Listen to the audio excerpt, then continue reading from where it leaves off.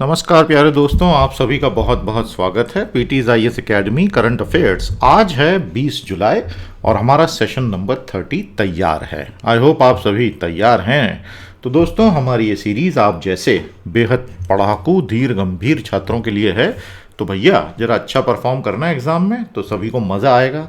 याद रखिएगा दोस्तों, अभी तक के सारे सेशंस जिन्होंने देखे हैं, आपका ज्ञान तो ऑलरेडी काफ़ी संवर्धन हो चुका है, ये तो आप भी मानेंगे। और आज हम आ गए हैं 30th लेक्चर पे। तो सबसे पहले मुझे कमेंट थ्रेड में सभी स्टूडेंट देख रहे हैं, ये कंफर्म करें कितनों ने अभी तक के सारे सेशन देख लिए। ये है आज का हिंदू अखबार और आज के जो 4 लेख हम लेंगे वो आपके सामने हैं। पहला लेख होगा उत्तर प्रदेश की कावड़ Yatra and the right to life. दूसरा बहुत ही महत्वपूर्ण है भारत के शिक्षा जगत और भारत के बच्चों पर कि एक बार स्कूल चालू हो जाएंगे उसके बाद हमारी अप्रोच क्या होने वाली है। तीसरा हमारे लिए वर्ल्ड पॉलिटिक्स का बड़ा अच्छा रिमाइंडर है, प्राइमर है, रिवीजन है कि आखिर इजिप्शियन राजनीति यानी मिस्र की राजनीति पश्चिम एशिया में क्या गुल खिला रही है। और चौथा है पेगासस जासूसी कांड के ऊपर कि कैसे भारत में राइट टू प्रिवेसी का हनन हो रहा है। तैयार हैं? शुरू करें। तो ये हमारे जो पेपर होते हैं मेंस के, इसके अलावा प्रीलिम्स और ऐसे पेपर होता है। जो कुछ आप पढ़ रहे हैं सभी पेपर्स में यूजफुल होगा। आज का हमारा पहला एडिटोरियल प्रीलिम GS2 और ऐसे के लिए सीधे सीधे आपको यूजफुल होगा। पूरा विश्लेषण हिंदी में भी दिया गया है। उत्तर प्रदेश ने अपनी कावड़ यात्रा हेल्थ वर्सेस फेथ डिबेट के अंत में पटाक्षेप करते हुए समाप्त कर ही दी। जब एक महामारी देश में भी पूरी तरह समाप्त नहीं हुई है, प्रतिदिन कम से कम 40,000 मामले आ ही रहे हैं और सैकड़ों मौतें हो रही हैं, और ये तो ऑफिशियल फिगर है, अनऑफिशियली इससे थोड़ी ज़्यादा ही होगी। और बहुत व्यापक स्तर के धार्मिक गैदरिंग्स को अगर कोई राज्य सरकार अलाउ करती है तो होता यह है कि मानव जीवन के प्रति जोखिम कई गुना बढ़ जाता है। भारत में बड़े जोर शोर से हर साल कावड़ यात्रा निकलती है, उत्तर प्रदेश में भी निकलती ही है। उसको अंततः उत्तर प्रदेश राज्य सीएम योगी आदित्यनाथ ने कैंसिल कर दिया और ये तब हुआ जब उच्चतम न्यायालय की तरफ से थोड़ा सा दबाव आया। कावड़िए जो होते हैं ये बम भोले के आराध के उपासक होते हैं और भगवान शिव के ये जो डिवोटीज़ हैं, जो कावड़िए हैं, वो बेसिकली गंगा मैया का जल इकट्ठा करते हैं अपने कावड़ में और उसको अपने अपने मंदिरों में जाके समर्पित करते हैं। ये काफ़ी पुरानी परंपरा है जो पिछले कुछ सालों में, कुछ दशकों में काफ़ी अच्छा जोर पकड़ चुकी है। 2020 में भी पैंडेमिक की वजह से ही कावड़ यात्रा पर सवाल उठे थे और फिर उसको सरकार ने समझ बूझ का परिचय देते हुए नहीं किया। 2021 में भी अब ये स्क्रैप हो चुकी है। दरअसल उत्तर प्रदेश सरकार ये बोल रही थी कि हम कुछ कोविड रिस्ट्रिक्शंस लगाकर कावड़ यात्रा तो करवाएंगे और उसका हम समीक्षा कर रहे हैं, लेकिन हुआ ये कि सुप्रीम कोर्ट ने उसमें तुरंत दखल दे दिया और सुप्रीम कोर्ट उसको लेके बहुत ज़्यादा सशंकित था और इसीलिए उसने suo motu proceeding. Suo motu का क्या मतलब होता है, स्पेलिंग अच्छे से देख लीजिएगा। सुओ मोटू का मतलब होता है स्वतः संज्ञान लेना। ये ताकत होती है कोर्ट्स के पास, वो किसी भी समस्या का स्वतः संज्ञान ले सकते हैं अगर उनके पास किसी सार्वजनिक रूप से कोई पिटिशन या प्ली नहीं आती है, लेकिन वो पब्लिक इंटरेस्ट का मैटर हो तो। आ गया समझ में? तो हमें समझा दो कमेंट थ्रेड में क्या समझ में आया। सुप्रीम कोर्ट ने यहां तक कहा कि भाई आप ऐसा कह रहे हैं कि धार्मिक भावनाओं का सम्मान करते हुए हम सिर्फ एक प्रतीकात्मक यात्रा, सिंबॉलिक यात्रा निकालेंगे, लेकिन नहीं, आप ये कृपया ये भी मत कीजिए क्योंकि आर्टिकल 21 में जो राइट टू लाइफ है ये उसका सीधा सीधा हनन होगा। लोगों की हेल्थ को हम अब तो बिल्कुल भी खतरे में नहीं डाल सकते। फिर सुप्रीम कोर्ट ने कहा कि बाकी की सभी भावनाएं, all other sentiments are subservient to this basic fundamental right to life. ये जो मूलभूत जीवन का अधिकार अनुच्छेद 21 में भारत के सभी नागरिकों को दिया जाता है वो अन्य सभी भावनाओं के ऊपर होता है। और फिर सुप्रीम कोर्ट ने 19 जुलाई की डेडलाइन दे दी कि भाई आप खुद होके ही कैंसिल कर दें तो बेहतर होगा, नहीं तो हमें करना पड़ेगा विद इन ब्रैकेट। उत्तराखंड इसको कैंसिल ऑलरेडी कर चुका था। अब कुंभ मेला अप्रैल 2021 में जब हुआ था तब भी ऐसा कहा गया था कि उसमें सभी कोविड प्रिकॉशंस लिए गए हैं और लिए गए भी थे, लेकिन उसके पश्चात फिर हमने देखा कि कैसे उस क्षेत्र में और पूरे भारत में जो दूसरी लहर कोविड की आई उसने पूरा विनाश का एक ऐसा तांडव रच दिया कि अब जो सुप्रीम कोर्ट है वो बिल्कुल भी नहीं चाहता कि अंडर इट्स वॉच इस तरह की कोई गलती अब हो जाए। तो फिर ये बात सबको समझ में आ गई कि भाई अब फिर से इस तरह की कोई भी यात्रा निकालना, भले लिमिटेड परमिशन के साथ हो, थोड़ा अवॉइड करें तो ही बेहतर होगा, ऐसा उनका कहना था। यदि ये बात केवल एक आर्थिक रिवाइवल की होती, नॉर्मल सी रिस्टोरेशन की होती तो कुछ और सोचा जा सकता था, लेकिन इसको केवल किसी धार्मिक कारण से करने के लिए सुप्रीम कोर्ट बिल्कुल भी उसके मूड में नहीं था। बात समझ में आ गई दोस्तों आपको? तो ये है सारी बात। केरल ने यही गलती की थी अभी हाल ही में, जब बकरीद के मुसलमानों के फेस्टिवल के लिए केरल ने 3 दिन के लिए कुछ छूट दे दी, तो सुप्रीम कोर्ट बहुत भयंकर भड़क गया और सुप्रीम कोर्ट ने कहा कि जब आपके यहाँ अभी इन्फेक्शंस बढ़ रहे हैं और पॉजिटिविटी का रेट बढ़ गया है और कम होना, अबेटमेंट का मतलब होता है किसी चीज़ की तीव्रता का कम होना, to abate, the storm has abated ऐसा बोलते हैं।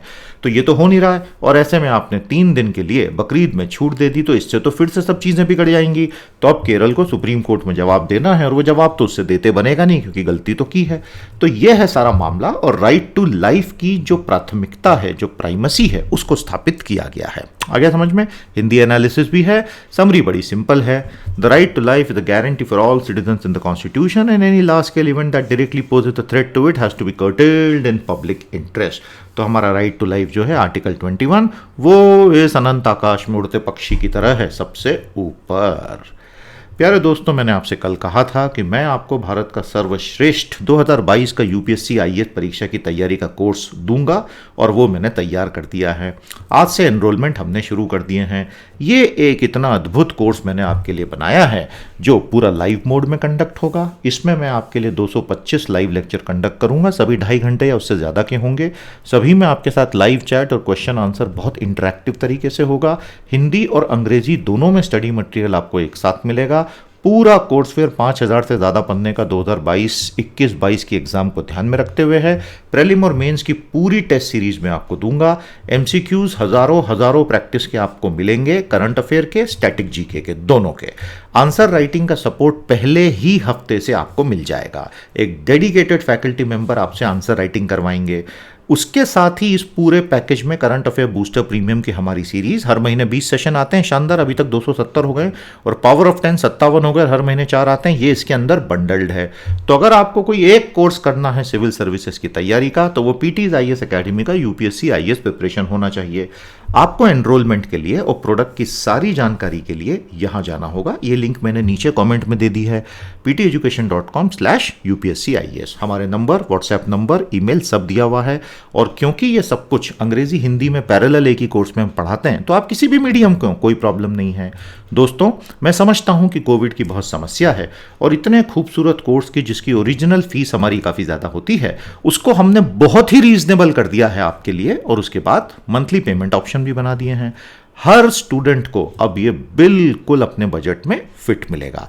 तो आप साइट पे जाइए, पूरे कोर्स को अच्छे से एक बार पढ़िए, प्रोडक्ट के डिस्क्रिप्शन को, लिंक मैंने जो यहाँ दी है, यहाँ पर जाके इसको आप डायरेक्टली टाइप करके भी ओपन कर सकते हैं, pteducation.com/UPSCIAS, और तुरंत एनरोल करके अपनी सीट बुक कर लीजिए। सारे इंस्ट्रक्शन उस पेज पे दिए हैं, आप पढ़ेंगे, आपको समझ में आएगा। टीम से बात कीजिए। आपका स्वागत है पीटीज आईएएस एकेडमी परिवार में। 23 अगस्त से क्लास चालू हो जाएगी। First come first reserve seat है। जितना जल्दी आप अपनी सीट रिजर्व कर लेंगे बैच में, उतना अच्छा है। उसके बाद हम क्लोज कर देंगे एडमिशन। आप सभी का बहुत बहुत स्वागत है। आपके जो भी सवाल हो आप पूछ सकते हैं हमसे, हमारी टीम आपकी मदद करेगी। आज का हमारा दूसरा editorial, what approach must schools adopt after reopening. Bharat के करोड़ों बच्चों के हित में बहुत सारे सवाल जवाब अब सरकार को जवाब देने होंगे। प्रीलिम, जीएस टू एसे, भारत के सभी स्कूल बोर्ड्स और सभी सरकारें, आप आखिर प्लान क्या कर रही हैं? अभी तो 16 महीने से स्कूल बंद है, लेकिन आज नहीं तो कल शुरू तो होंगे ना। भारत के जो सबसे गरीब छात्र हैं, अमीर छात्र भी, लेकिन अभी गरीब की बात करते हैं, मार्च 2020 से जब से स्कूल बंद हुए तो सबसे गरीब छात्रों ने पहले तो शिक्षा गंवाई, ये अमीरों ने भी गंवाई, लेकिन गरीबों ने हेल्थ और न्यूट्रिशन भी गंवा दिया क्योंकि मिड डे मील्स बंद हो गए। अब हम ये मान लेते हैं, ऑथर कहते हैं कि स्कूल फिर से अब शुरू हो जाएंगे कुछ समय के बाद। तो हमारे स्कूलों का एक्शन प्लान क्या होने वाला है? Will it be business as usual? Business as usual का मतलब है चलो स्कूल चालू हो गया और ये रही किताब, चलो पढ़ना शुरू करो, या इतनी भयानक एक पढ़ाई लिखाई में कमी वाले हादसे के बाद अब हमारी अप्रोच बदलने वाली है। हिंदी में पूरा विश्लेषण आपको दिया है, काफ़ी बड़ा टॉपिक है और ये आपको बहुत मददगार होगा, क्योंकि अगर इन करोड़ों बच्चों की पूरी एजुकेशन और लर्निंग की नीड्स को हम यहाँ समझ नहीं पाए तो बड़ी दिक्कत हो जाएगी। For the first time since mass education started in India, all schools for shut, मतलब भारत में कई दशकों के बाद, अब मास एजुकेशन जब से अंग्रेज लाए थे आधुनिक पद्धति की, पहली बार इतने समय के लिए स्कूल बंद हुए। तो एक बात उस दौरान 16 महीने में सभी स्कूलों ने, सरकारों ने काफ़ी पॉजिटिव माइंडसेट के साथ कि भाई कुछ ना कुछ तो करना है, तो हाइब्रिड मॉडल शुरू कर दिया, ऑनलाइन क्लासेस शुरू कर दी, ई कनेक्टिविटी शुरू कर दी। लेकिन उसमें छोटे बच्चे कहीं भी फोकस में नहीं थे, first class, second class, third, fourth, fifth, six, क्योंकि वो तो इतने घंटे बैठ के पढ़ भी नहीं सकते थे, माता पिता की हालत खराब हो गई थी उनको पढ़वाने में, और वो बच्चा उसके लिए बना भी नहीं है, अत्याचार है। तो सेकेंडरी और हायर एजुकेशन पे फोकस था। लेकिन इन सेकेंडरी और हायर एजुकेशन में भी इंटरनेट की कनेक्टिविटी और स्मार्ट डिवाइसेस की कमी करोड़ों चिल्ड्रन के लिए बहुत बड़ी समस्या बन गई। और गरीब भारतीयों के बच्चे इस वजह से, जो गवर्नमेंट स्कूल्स में थे, वो तो शिक्षा की मुख्य धारा से आप ही मान लीजिए कि 99% कट हो गए। फिर उसके बाद अगला मुद्दा, ये मान लो कि आप उन चंद खुश नसीब लोगों में से हैं भारत में 15, 20, 25, 30% परिवारों में जिनके पास इंटरनेट भी है, स्मार्ट डिवाइसेस भी हैं, एक से ज़्यादा भी है। वहाँ प्रॉब्लम ये हुआ कि ऑनलाइन टीचिंग की क्वालिटी अच्छी नहीं है, क्योंकि टीचर्स को कभी उसके लिए तैयार किया ही नहीं गया। तो वो एक अगली समस्या। तो इसका मतलब अर्बन स्कूल हो, मीडियम और हाई इनकम ग्रुप हो, वहाँ भी टीचिंग लर्निंग प्रोसेस को काफ़ी कॉम्प्रोमाइज़ करना पड़ा। एक्सपर्ट्स का कहना है कि इस सब की वजह से आज जुलाई अगस्त 2021 में भारत के करोड़ों बच्चों का न्यूट्रिशन लॉस हो चुका है और लर्निंग लॉस हो चुका है। और ये सिर्फ भारत का नहीं है, ये पूरे विश्व में हुआ। ये विश्व के बहुत सारे उदाहरण आ रहे हैं। नेदरलैंड्स, अब ये जो हॉलैंड नाम का देश है, वहाँ अमीर देश है तो फिजिकल रिसोर्स में दिक्कत है ही नहीं। लेकिन 8, 9, 10, 11 साल के बच्चों की रिसर्च पे ये पता चला कि लर्निंग फ्रॉम होम में वो कुछ सीख ही नहीं पाए हैं। और नेदरलैंड्स में भी जो थोड़े डिसएडवांटेज्ड परिवारों के बच्चे थे, उनकी तो हालत बहुत ही खराब हो गई। अमेरिका में बहुत सारे परिवारों ने अपने बच्चों को सरकारी स्कूलों से निकाल लिया। भारत में एक रिसर्च हुई, अजीम प्रेमजी फाउंडेशन, बहुत अच्छी अच्छी रिसर्च ये लोग करते हैं। आपने सुना है इस फाउंडेशन के बारे में? दूसरी और कोई रिसर्च रिपोर्ट कभी पढ़ी है? शेयर कीजिएगा। उसने ये बताया, इस फाउंडेशन की रिसर्च ने, कि 6 से 11 साल के जो आयु के बच्चे हैं, उसमें 92% बच्चों ने कम से कम एक लैंग्वेज एबिलिटी पिछले साल से अभी तक की पूरी तरह गंवा दी। और मैथमेटिकल एबिलिटी 82% बच्चों की भयानक प्रभावित हो गई है। अब एक बहुत ही सरल सा सवाल है, अगर कोई बच्चा चौथी क्लास में था मार्च 2020 में, अब ये बताओ इस साल स्कूल चालू होगा, तुम उसको कहाँ पे बिठाओगे? 5वीं क्लास में कि 6ठी क्लास में? और अगर स्कूल बदल जाएगा तो क्या अक्रॉस द स्टेट कोई स्टैंडर्ड नीति है सरकार की? ये बात तो खैर सच है। ऑथर कहता है एज अप्रोप्रिएट पंजीयन जो होता है, एनरोलमेंट होता है राइट टू एजुकेशन में, वो अभी हो रहा है भारत में, लेकिन वो सारे स्टेट्स में यूनिफॉर्मली नहीं होता है। मान लो कि चलो हो भी गया, एनरोलमेंट इश्यू रिजॉल्व हो भी गया, तो बच्चा क्या पढ़ेगा? 5वीं का पढ़ेगा कि 6ठी का पढ़ेगा? और इसके पीछे का तर्क आप क्या लेने वाले हो? दोस्तों, बहुत मजे की बात है, इस पे अभी तक राष्ट्रीय स्तर पर एजुकेशन मिनिस्टर ने कुछ कहा ही नहीं है। न सीबीएसई ने कहा है, न एनसीईआरटी ने कहा है, न आई, इसके ऊपर अभी कोई बात ही नहीं कर रहा। बाकी हम 10 चीज़ों पे बातें कर रहे हैं, लेकिन ये सबसे कोर मुद्दा है। तो ऑथर की कोशिश है कि सरकार से सवाल पूछा जाए कि भाई बताओ, कीनिया में क्या कर रहे हैं? पूरा ईयर रिपीट करवा रहे हैं। फिलीपींस में क्या कर रहे हैं? क्लासेस को एक्सटेंड किया जाएगा रिजम्पशन होने के बाद, स्कूलों के घंटे बढ़ा दिए जाएंगे और नंबर ऑफ डेज भी बढ़ा दिए जाएंगे। कनाडा का ओंटारियो प्रोविंस क्या कर रहा है? करिकुलम को कम कर रहा है, सिलेबस को, और ज्यादा डीप पढ़ाई करवा रहा है। सबकी अप्रोच अलग अलग है, आप देख रहे हैं। यूके का नेशनल ट्यूटरिंग प्रोग्राम आ गया, उसमें वो क्या बोल रहे हैं कि जो लोग सबसे पिछड़े वर्ग से आते हैं, हम उनको 1-to-1 बच्चों को ट्यूटर करेंगे ताकि वो धीरे धीरे 1 साल में कैचअप कर ले। घाना क्या कर रहा है? बोलता यूके का मॉडल बढ़िया है, मैं तो वही फॉलो करूंगा। इटली में क्या हो रहा है? जो वरिष्ठ स्टूडेंट हैं, एकदम सीनियर क्लास के, वैसे स्टूडेंट बोल रहे हैं कि हम छोटे बच्चों को 1 साल तक सपोर्ट करेंगे। तो बड़ी बात यह है, की idea, acceleration not remediation. So go on with exposure to the age level, grade level content and plug the holes where necessary. मतलब फटाफट फटाफट त्वरित गति से आगे बढ़ो। यहां रिमीडिएशन की बात नहीं हो रही, और जहां जहां दिक्कतें आएंगी वो लूप होल्स को प्लग करो। बहुत से एक्सपर्ट्स ये कह रहे हैं कि देखो, लर्निंग लॉस वगैरह आप सब भूल जाओ और अब तो सिर्फ गड्ढे भरने पे ध्यान दो और जल्दी से जल्दी सामान्य होने की कोशिश करो। क्योंकि एक्सपर्ट्स ये कहते हैं it is best to avoid all this idea because the real world psychology is far more complex. ऐसी कोई लीनियर लर्निंग होती नहीं है लाइफ में। कई एक्सपर्ट्स ये भी कह रहे हैं कि स्टूडेंट ये जो 16 महीने घर पे रहे हैं तो उन्होंने घर का जीवन, होम इकोनॉमी, माता पिता के साथ रहना, हेल्थ क्या होती है, देश की इकोनॉमी, इस बारे में इतनी चीज़ें सुनी है कि वो वैसे ही बड़े ज्ञानी होकर निकलेंगे। ये अप्रोचेस भारत में काम नहीं करेगी क्योंकि हमारे स्कूल्स जो हैं वो बहुत अच्छे से इसके लिए अभी तैयार नहीं हैं, और इस बात की संभावना बहुत ज़्यादा है कि स्कूल्स तो अब किसी भी तरह business as usual, reduce the syllabus and the race to catch up में पड़ जाएंगे। इसका परिणाम ये होगा कि करोड़ों बच्चे कैचअप कर ही नहीं पाएंगे, और ये हमारे डेमोग्राफिक डिविडेंड के बहुत एडवर्स बात होगी। सबसे गरीब परिवारों के बच्चे 1-2 महीने में पूरी तरह से साइकोलॉजिकली टूट जाएंगे क्योंकि उनके पास फिर से होम पे कोई पढ़ा दे माता पिता या कोई ट्यूशन्स वो रख लें, वो साधन है ही नहीं। तो भारत की सभी सरकारों को मिलकर नेशनल रीजुविनेशन प्रोग्राम बनाना पड़ेगा एलिमेंट्री एजुकेशन का, क्योंकि हमारे स्कूल्स ये सब नहीं कर पाएंगे। लाखों लाखों वॉलंटियर्स को इकट्ठा किया जाए ताकि छोटे छोटे छोटे बच्चों को एंगेज करके उनकी समस्याओं को स्ट्रक्चर्ड तरीके से दूर किया जाए। केवल फाउंडेशनल लिटरेसी न्यूमरेसी की बातें मत कीजिए, बच्चों की न्यूट्रिशनल, इमोशनल, इंटेलेक्चुअल वेलबींग पर फोकस कीजिए। भारत वो गलती ना करे जो पिछले 1 साल में अलग अलग एग्जाम्स को कंडक्ट करने में हमने काफ़ी सारी गलतियां की। हमें एजुकेशन को री इमेजिन करना पड़ेगा, नहीं तो हमें तैयार रहना होगा कि अब इसके बाद जो होल्स बनेंगे वो बहुत लंबे समय तक बन जाएंगे। छोटे छोटे बच्चों को हमारा बेस्ट अप्रोच अब चाहिए, और हम उनसे ये उम्मीद ना करें कि बेटा फटाफट सीखो फटाफट सीखो फटाफट सीखो, क्योंकि हम एडल्ट्स क्या कोविड में सारे सबक सही ढंग से सीख कर कोविड को ख़त्म कर पाए। तो बहुत अच्छी बात इन्होंने बोली है कि एडल्ट्स जब अब बच्चों से उम्मीदें लगा रहे हैं तो एडल्ट्स को खुद अपने गिरेबान में पहले झांकना चाहिए और एक सही नीति बनाकर इन करोड़ों बच्चों को सही लैंडिंग अब स्कूलिंग में करवाना चाहिए। दोस्तों, ये बहुत बड़ा एग्जिस्टेंशियल इशू है अगर आप ठंडे दिमाग से सोचें, और अच्छा है कि इस तरह के एडिट्स आते हैं। इस पर आपकी क्या राय है ज़रूर बताइए। हिंदी का पूरा एनालिसिस आपके लिए रेडी है, अच्छे से पढ़िए। The reopening of schools will pose the biggest question, what approach is to be taken for helping students catch up with more than 16 months of lost education, there are no simple answers. तो सरल जवाब कहीं भी नहीं है, और इसीलिए तो बात करना जरूरी है ना, चुप रहने से कुछ भी नहीं होगा।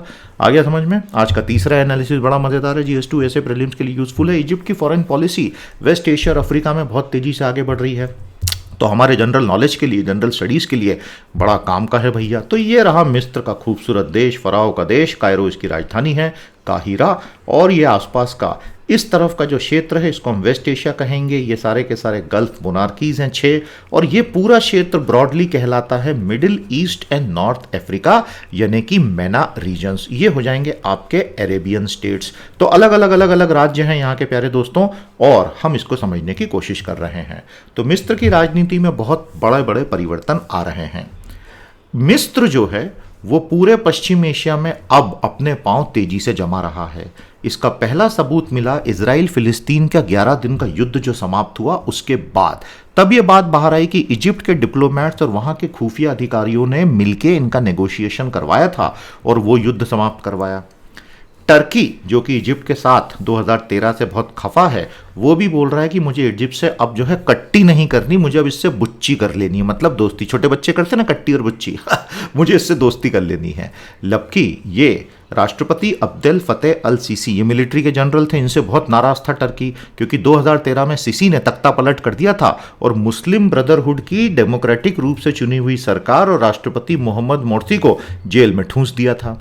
इजिप्ट आज की तारीख में अफ्रीका के देशों के साथ बहुत एक्टिव हो गया है, और उसका सबसे बड़ा कदम है त्रिपक्षीय समूह बनाना, ट्राइपार्टाइट ग्रुप, जिसमें इराक और जॉर्डन भी आ गए हैं, और उसको नाम उसने दिया न्यू लिवांत, अल शम अल जदीद, न्यू लेवांत। समझ में आया आपको? तो ये न्यू लेवांत में इजिप्ट हो गया, इराक हो गया, जॉर्डन हो गया। तो अब आप अगर इजिप्ट देखेंगे प्यारे दोस्तों, तो ये है इजिप्ट की बॉर्डर, ये है जॉर्डन, और ये है इराक। तो ये तीनों की राष्ट्र की सीमाएं आपस में जुड़ी हुई हैं। तो इजिप्ट, जॉर्डन और इराक मिलके कंटिग्यूअस लैंड मास बनता है। टोटल आबादी होती है 15 करोड़ की। एग्रीकल्चर, इंडस्ट्री दोनों बहुत अच्छा है। ये इसका बड़ा कदम है। 2013 में इजिप्ट की जब उस वक्त पूरी आपको पता ही है अरब स्प्रिंग आया था, अरब क्रांति थी, जिसने पूरे मिडिल ईस्ट क्षेत्र में और अरब क्षेत्र में सरकारों को गिराने में बहुत बड़ी भूमिका निभाई थी। उस वक्त इजिप्ट की मदद करने का काम सऊदी अरब, यूएई, कुवैत ने किया था। पहले $12 अरब की मदद दी, फिर $16 अरब का पेट्रोलियम इंपोर्ट का सपोर्ट दिया। इजिप्ट जो है वो इनके साथ जुड़ गया बहुत सारे दूसरे मिशंस में, सीरिया, येमेन, लीबिया के मिलिट्री मिशंस में। लेकिन इजिप्ट ने अपना मन मार के इनके साथ हाथ मिलाया, सऊदी अरब और यूएई के साथ में। और इजिप्ट ने कभी भी सीरिया की बशर अल असद के शासन के साथ दोस्ती तोड़ी नहीं और लीबिया में सैनिक भेजे नहीं। जब सऊदी और यूएई ने कतर का बिल्कुल बच्चों जैसा ब्लॉकेड कर दिया था कि तुम हमारे बारे में अल जजीरा चैनल पे इतना बोलते हो तो हम क्या करेंगे, तुम्हारी बॉर्डर को ही ब्लॉक कर देंगे। सऊदी अरब ने, ये कतर जो है ना छोटा सा देश है, इसकी आबादी है 20 लाख, एकदम छोटा, लेकिन तेल और गैस में दुनिया का किंग है। तो इसकी बॉर्डर पे सऊदी अरब ने बोला कि मैं पूरी बॉर्डर में गड्ढे खोद दूंगा और उसके अंदर ऐसा केमिकल डाल दूंगा कि जो वो जहरीला हो जाएगा, फिर देखता हूं तुम क्या करते हो। तो इस तरह की सऊदी अरब और यूएई ने कतर का ब्लॉकेड करने की कोशिश की, तुम गल्फ मोनार्की होके भी हमारे खिलाफ अल जजीरा में क्यों बोलते हो। जब ये हुआ था उस वक्त इजिप्ट ने कतर के एलएनजी को सुएज कैनाल से निकलने में मदद की थी और कतर ने बदले में इजिप्ट में अपने इन्वेस्टमेंट्स को कम नहीं किया। कतर के अंदर 2.5 लाख मिस्र के लोग काम करते हैं, उनको वहां से खदेड़ा नहीं। लेकिन इवेंचुअली क्या हुआ, सऊदी अरब और यूएई का सारा जोश मिलिट्री इंटरवेंशंस का एक एक करके ठंडा पड़ गया। वो येमेन में हूथी रेबल से जीत ही नहीं पाए, लीबिया का मामला लंबा खिंच गया और कतर के बॉर्डर ब्लॉकेड के बाद भी कतर का कुछ बिगड़ा नहीं, तो सऊदी अरब भी ठंडा हो गया। अब इससे इजिप्ट की पोजीशन एकदम से मजबूत हो गई। इजिप्ट आज की तारीख में अपनी मिलिट्री कहीं भी लेके जाता नहीं है, लेकिन वो अपनी कूटनीति से खुद का प्रभाव बढ़ा रहा है, इकोनॉमी भी ठीक ठाक चल रही है।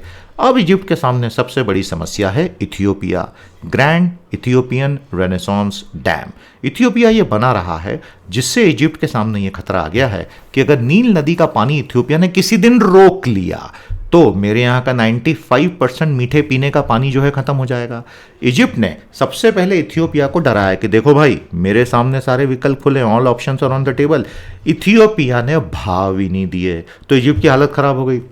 तो फिर इजिप्ट ने क्या किया, उसने इथियोपिया के आसपास के सारे देश, Sudan, Uganda, Burundi, Rwanda, Kenya, इन सब से दोस्ती कर ली। इथियोपिया ने बदले में आगे बढ़ के सोमालिया, इरित्रिया, साउथ सूडान से दोस्ती कर ली। और उसके बाद इजिप्ट ने कहा अच्छा ऐसा है तो मैं एक बहुत बड़ा डैम और हाइड्रो पावर प्रोजेक्ट तंजानिया में बनाऊंगा। तो अगर इजिप्ट सोच रहा है कि वो अपनी बिजली बेचेगा तो तंजानिया वाले भी बेचेंगे, देखते हैं कौन ज़्यादा बेचता है। फिर इजिप्ट को जो है टर्की को भी हैंडल अप करना पड़ेगा, क्योंकि लीबिया और पूर्वी मेडिटेरेनियन सागर के अंदर एनर्जी के दावों को लेके इनके बीच में झगड़ा काफ़ी गंभीर हो गया है। टर्की ने अपने सैनिक लीबिया में तैनात कर रखे हैं ट्रिपोली अथॉरिटी को सपोर्ट करते हुए। इजिप्ट और यूएई ने अभी तक फील्ड मार्शल खलीफा हफ्तार, जो कि तोब्रुक आधारित है, उसका सपोर्ट किया। ये दोनों विरोधी हैं। मार्च 2021 में क्या हुआ, लीबिया में एक राष्ट्रीय सरकार जबरदस्ती बना दी गई फील्ड मार्शल खलीफा हफ्तार की और ट्रिपोली अथॉरिटी की, लेकिन वो कभी भी टूट सकती है। इलेक्शन जो है दिसंबर में है। लीबिया में अगर शांति चाहिए तो उसकी पहली शर्त है कि जो विदेशी सैनिक हैं वो सब छोड़ के चले जाएं। देखिए, लीबिया का इसके पहले डिक्टेटर था मुअम्मर कद्दाफी। उस कद्दाफी नाम के डिक्टेटर ने लीबिया में कितना भी कांड किया हो, लेकिन पूरे लीबिया में शांति थी और तरक्की हो रही थी। उसको मारने का काम नेटो की फोर्सेस ने किया और जब से वो हुआ है कई सालों पहले अरब स्प्रिंग के बाद, तब से लीबिया का संपूर्ण पतन हो चुका है, ये आपको पता होगा। अब सीरिया के जो अतिवादी हैं वो तो धीरे धीरे लौट रहे हैं, लेकिन टर्की ने बोला कि भैया हम एकदम तो नहीं छोड़ेंगे, और रशिया भी बोल रहा है कि धीरे धीरे जाऊंगा तो ठीक रहेगा, नहीं तो ये देश ही टूट जाएगा। पूर्वी मेडिटेरेनियन यानी भूमध्य सागर में इजिप्ट ने अपने कुछ दावे समुद्र में ठोक दिए हैं, तो वो टर्की के साथ सीधे सीधे टकरा रहे हैं, तो दोनों में मिलिट्री संघर्ष भी हो सकता है। और ये जो इजिप्ट, इराक, जॉर्डन का नया त्रिपक्षीय समूह बना है, इजिप्ट की कोशिश ये है कि भाई ईरान और इराक अलग होना चाहता है ईरान से। जॉर्डन सऊदी से बहुत नाराज है क्योंकि किंग अब्दुल्ला का तख्ता पलट करने की कोशिश हुई, ये भेद खुला था कुछ महीने पहले। और इजिप्ट ये भी चाहता है कि हम सऊदी अरब और यूएई पे डिपेंड ना रहें, हम नए नए देशों से दोस्ती करें। तो बेसिकली पूरा रीअलाइनमेंट चल रहा है। इसके पीछे एक और बहुत बड़ा कारण ये है दोस्तों कि अमेरिका ने अपना इंगेजमेंट मिडिल ईस्ट में बहुत कम कर लिया है। अब आप समझ रहे हैं ना बात, कितना बड़ा परिवर्तन का दौर चल रहा है। भारत के लिए इन सब चीज़ों का महत्व है, इसीलिए तो हम ये पढ़ रहे हैं।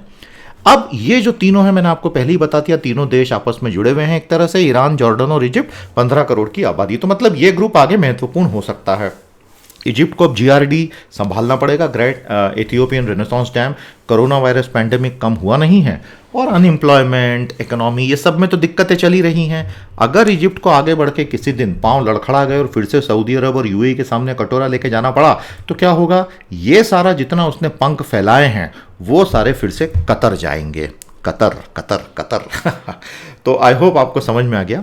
अमेरिका के राष्ट्रपति बाइडेन जो हैं वो बेसिकली ये कहते हैं कि ट्रंप का जो सबसे प्यारा तानाशाह था, ट्रंप को जो सबसे प्यारा तानाशाह लगता था, यानी कि अब्देल फतेह एल सीसी यानी इजिप्ट का राष्ट्रपति, वो मेरा फेवरेट नहीं है और मैं बिल्कुल पसंद नहीं करता जो हजारों लोगों को सीसी ने जेल में ठूस रखा है काउंटर टेरर के नाम पे। लेकिन अभी के लिए मिस्र का सितारा बुलंद है और वो तेजी से आगे बढ़ रहा है। मजा आया कि नहीं आपको? चलिए, इससे आपने क्या सीखा, 2-3 चीजें हमें कमेंट में बताएं। सेशन को लाइक और शेयर करें, चैनल से जुड़े, अपने साथियों को भी जोड़ें। प्यारे दोस्तों, आपके लिए प्लेलिस्टें हमने लगातार बना रखी हैं। थर्सडे सुबह 7 बजे और संडे सुबह 7 बजे चैनल पर आपके लिए हमारी तरफ से कुछ तोहफे होंगे, वो आप जरूर देख लीजिएगा भैया। आपको हिंट दे दी हमने। आज का चौथा और अंतिम Pegasus surveillance scandal prelim GS2 ऐसे से संबंधित है। बहुत बढ़िया एनालिसिस है, आपको बहुत मजा आएगा। हिंदी में भी मैंने दे दिया है। प्यारे दोस्तों, right to privacy and the rampant surveillance, privacy का बोलते ही वहां से वो एडिटी गायब हो गया। तो अब हम बात करेंगे निष्ठा का अधिकार और रैम्पेंट सर्वेलांस। रैम्पेंट सर्वेलांस का क्या मतलब होता है?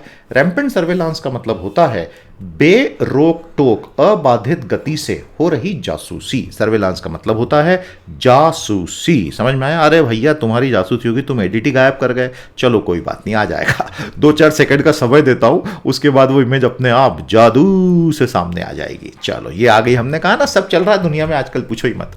एक बहुत सरल सवाल, दोनों ऑथर जो हैं बेचारे बड़े पीड़ित दिखाई दे रहे हैं। वो बोल रहे हैं कि चल क्या रहा है भैया इंडिया में। एक सरल सवाल पूछते हैं, सरकार क्यों इस तरह के पेगासस के ये जासूसी सॉफ्टवेयर यूज करती है फोन्स को हैक करने के लिए, जब जो मौजूदा कानून है Indian telegraph act, IT act, उसमें सरकार को इतनी ताकत दे रखी है कि सरकार की कोई जवाबदेही जासूसी के बाद बनती नहीं है। तो क्यों पढ़ रहे हो पेगासस में? पेगासस प्रोजेक्ट एक बहुत लंबी चौड़ी इन्वेस्टिगेटिव टीम बनी, दुनिया भर में अलग अलग मीडिया ने बनाई, और उन इन्वेस्टिगेटर्स ने ढूंढ ढांड के निकाला कि पूरी दुनिया में इजराइल के NSO ग्रुप का बना हुआ सॉफ्टवेयर अलग अलग देशों ने, जिसमें भारत भी है, खरीदा और हजारों लोगों के फोन पूरी तरह से हैक करके सब पढ़ लिया और कंटिन्यूस बेसिस पे किया। आज के जो टारगेटेड नाम है उसमें जर्नलिस्ट, लॉयर, पॉलिटिशियंस और वो सब हैं जो इन देशों के जितने भी सरकारें हैं उनके प्रति बहुत ज़्यादा फेवरेबल बातें नहीं करते, उनको क्रिटिसाइज करते हैं, डिसेंट हैं, तो ये सरकारें उनसे नाराज रहती हैं। ये बात 2019 में भी सामने आई थी भारत में।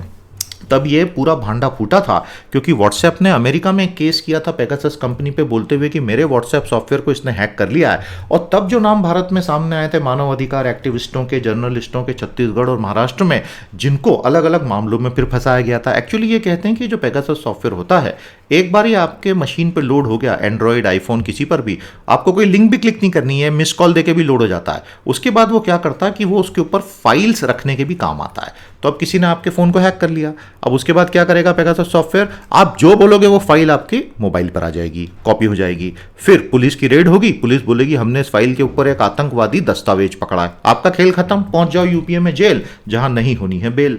तो प्यारे दोस्तों, महाराष्ट्र और छत्तीसगढ़ की सरकारों ने बोला था कि हम इसकी जांच करेंगे, लेकिन कोई जांचें कभी हुई नहीं।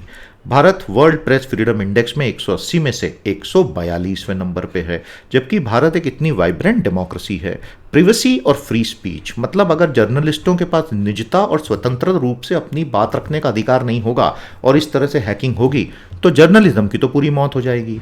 भारत का जो उच्चतम न्यायालय है, उसके अनेक आदेशों में भी ये कहा गया था कि जर्नलिस्टों की सेफ्टी बहुत महत्वपूर्ण होती है। अब जब ये आरोप आए तो सरकार ने 19 जुलाई को 18 जुलाई को अपने बचाव में एक लेटर जारी किया। उस लेटर पे कोई तारीख नहीं थी, उस पे किसी अधिकारी का हस्ताक्षर भी नहीं था, और उस लेटर में बोला इंडियन टेलीग्राफ एक्ट 1885 हम अंग्रेजों के ज़माने के कानून हैं, और IT एक्ट 2000 में हमको ये अधिकार है, हम ये कर सकते हैं। प्रॉब्लम यही है, ये ऑथर्स कहते हैं कि भाई ये सारे प्रोविजंस जो हैं ये सरकार की सारी गतिविधियों को पूरी तरह से अपारदर्शी बना देते हैं। ओपेसिटी यानी अपारदर्शिता, हिंदी एनालिसिस भी पूरा दिया भैया। हिंदी माध्यम के छात्र जरा प्यार दिखाओ कमेंट थ्रेड में और चैनल से जुड़ने में, और हमारा जो IAS का कोर्स 23 अगस्त से आ रहा है, बिंदास आज के आज ज्वाइन करो। उसमें जो पूरा हमने फीस के डिटेल्स वगैरह दिए हैं उसको बहुत ध्यान से आप पढ़िएगा, आपको सब समझ में आ जाएगा और बहुत बहुत यूजफुल कोर्स होगा। जो IT एक्ट का सेक्शन नंबर 69 है, अभी हाल ही में एक सेक्शन बैन हुआ था, कौन सा हुआ था बताओ बेटा? जो सेक्शन 69 है और जो 2009 के इंटरसेप्शन रूल है वो UPA की सरकार के समय के, वो तो टेलीग्राफ एक्ट से भी ज़्यादा ओपेक हैं। और जिन लोगों की जासूसी होती है उनको पता चले तो उनको कोई जुडिशियल प्रोटेक्शन भी नहीं है। अगर सरकार किसी के फोन को हैक कर रही है, उसको सपोर्ट करता हुआ कोई कानून भारत में आज नहीं है। मतलब कानूनी रूप से पेगासस से एक नॉर्मल सिटीजन के फोन को हैक करना, यह कानूनी रूप से गलत है। It is a criminal offence under the IT act itself. लो कर लो बात। लेकिन जब किसी की जासूसी सरकार करती है तो वो तो अपने आप में ही आर्टिकल 19 और 21 का हनन वहीं हो जाता है। अब किसी नागरिक को अगर ये पता चलता है कि मेरी मॉनिटरिंग हो रही है तो उसका जीवन तो वैसे ही बहुत हद तक खराब हो जाएगा। वो तो बेचारा डर के मारे वैसे ही तो चिलिंग ऑफ फ्री स्पीच हो जाएगी। तो आर्टिकल 1921 फिर से खराब। आज की तारीख में भारत में कोई संसदीय बॉडी नहीं है, कोई न्यायिक बॉडी नहीं है जो इस तरह के लोगों को न्याय दिलाए, जो इस तरह के सरकारी गतिविधियों का ओवरसीइंग करे। और क्योंकि एक सिटिंग जज ऑफ एससी की भी जासूसी हुई थी पेगासस से, आपको पता ही है वो मामला क्या है। वो सेक्सुअल हरासमेंट वाले मामले में कितने सारे लोगों की जासूसी हुई। अब किसने की, क्यों की, उससे क्या क्या निर्णय सही गलत आए, ये तो सब समय के साथ पता चलेगा। लेकिन जासूसी हुई, ये नाम सामने आया। तो इसका मतलब क्या हुआ कि हमारे देश की जो एग्जीक्यूटिव, लेजिस्लेटिव और जुडिशरी, तीन जो स्तंभ हैं डेमोक्रेसी के, एग्जीक्यूटिव जुडिशरी के ऊपर बैठ गया। तो सेपरेशन ऑफ पावर का सिद्धांत हो गया खत्म। तो जुडिशरी को इंटरफियर करना ही पड़ेगा, क्योंकि आरटीआई से भी आजकल कोई जानकारी मिलती नहीं है। तो अगर एग्जीक्यूटिव अकेला बिना लेजिस्लेचर और जुडिशरी के सुपरविजन के जिसके मन में आएगा उसकी सर्वेलेंस करेगा, तो फिर ऐसे तो अनुच्छेद 32 और 226 का कोई मतलब ही नहीं रह जाएगा। The affected citizens can not even show that their rights were breach. तो कैसी प्रोसीजरल सेफ्टी। और प्रिवेसी वाला जो राइट टू प्रिवेसी वाला 2017 का जस्टिस जेएस खेर की बेंच का 9-0 वाला वर्डिक्ट था, उसमें क्या कहा गया था कि जब आप किसी का सर्वेलांस करेंगे तो पहले प्रोसीजरल सेफ्टी होगी। सब गया। इसलिए आज सुप्रीम कोर्ट की ओवरसाइट आवश्यक हो गई है। क्यों? ड्यू प्रोसेस ऑफ लॉ बचाने के लिए, सेपरेशन ऑफ पावर मेंटेन करने के लिए, fulfilling the need of procedural safeguard. ये एग्जाम के लिए बहुत यूजफुल है, इसको याद रख लेना। जुडिशियल ओवरसाइट से तय होगा यदि किसी की जासूसी आनुपातिक रूप से की जा रही है कि नहीं, क्या उससे कम खतरनाक विकल्प मौजूद हैं, और सरकार की आवश्यकता और इंडिविजुअल के राइट के बीच में बैलेंस कैसा होगा। ये केवल जुडिशरी तय कर सकती है, ये एग्जीक्यूटिव थोड़ी तय करेगा। क्योंकि क्या होता है दोस्तों, एग्जीक्यूटिव में आपने किसी अंडर सेक्रेटरी या डेप्यूटी सेक्रेटरी को बिठा दिया, एक कमेटी बना दी और बोला तुम तय करो कि रोज इतने सैकड़ों लोगों की जासूसी चालू करनी है। भाई वो तो ये करेगा जो मिनिस्टर बोलेगा, तो मिनिस्टर वो करेगा जो पॉलिटिकल प्रायोरिटी है। यहां कोई लॉजिक थोड़ी चलता है। किसी ब्यूरोक्रेट की हिम्मत है क्या मना कर दे मिनिस्टर को किसी की जासूसी नहीं कर। आप भी समझ रहे हैं ना, फिर उसका डिपार्टमेंट ही बदल जाएगा। तो भारत की जो सच्चाई है तो फिर जुडिशरी ही कर सकती है। इसलिए जुडिशरी को अब इसमें सुओ मोटू कॉग्निजेंस लेना पड़ेगा। फिर वो कहते हैं कि अब समय वो आ गया है कि क्योंकि नया बिल एक आ रहा है, personal data protection bill, surveillance के मामले में वो एकदम साइलेंट है। तो सर्विलांस टेक्नोलॉजी पेगासस जैसी किसी को भी हैक कर सकती है। समय के साथ ये सस्ती होती जाएगी और बहुत प्रभावी होती जाएगी।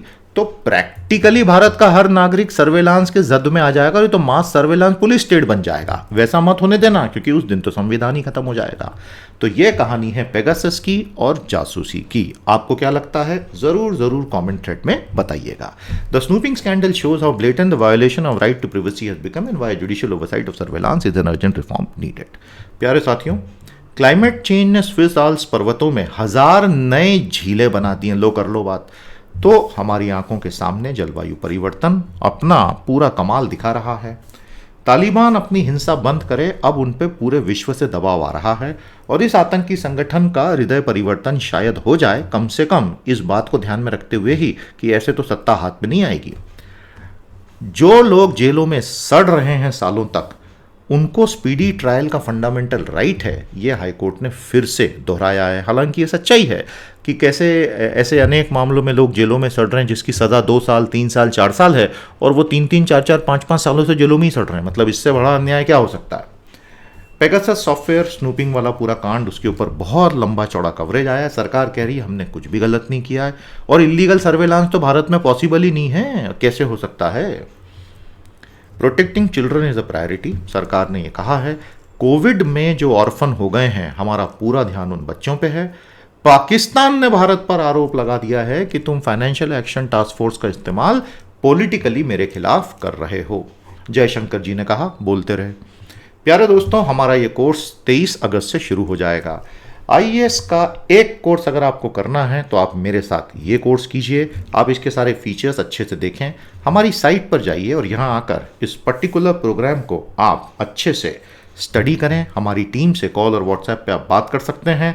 And I am absolutely certain कि आपको और कहीं जाने की ज़रूरत नहीं होगी। तुरंत आज के आज अपनी सीट बुक कीजिए। हमने हर तरह से आपके लिए बहुत ईजी कर दिया है इसको ज्वाइन करना।